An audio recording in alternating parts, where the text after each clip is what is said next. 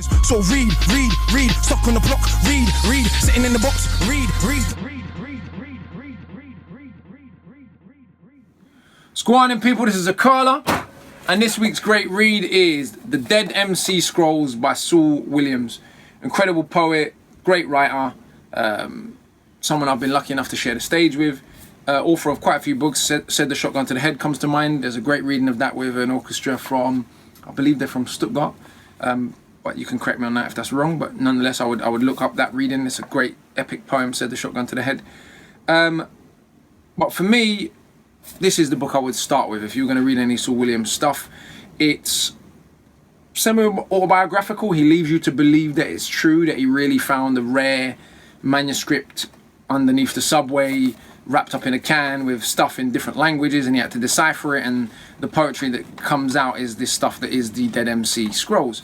With the greatest of respect to Saul, probably isn't true, but great fictional conceit, and leaves us kind of thinking about, you know, the power of hip-hop, the power of lyricism. He's someone who's really pushed the form, pushed the poetry, pushed what hip-hop is capable of. I would say backwards. A lot of people forget that the traditions of griots or jazz storytelling, the entire oral traditions of Africa and its diaspora that go back hundreds and hundreds of years are what made modern hip-hop possible. Modern hip-hop or modern MCing is built on that foundation. And of course it's had other influences as well, but that is the primary impetus. Saul is someone who very clearly and obviously understands and recognizes that, and therefore refuses to be limited by what mainstream, dare I say it, white American culture wants from young black rappers or wants from hip-hop culture.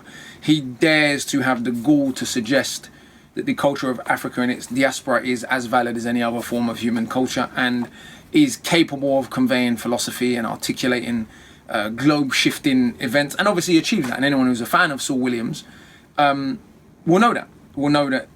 He proves his case over and over again by being one of the best contemporary poets in the world, and choosing to still express himself in this form that we call hip-hop, because he understands more than the mainstream owned record labels and media understand really the significance of what hip-hop is, being from that culture, what its roots are, and where it can possibly go.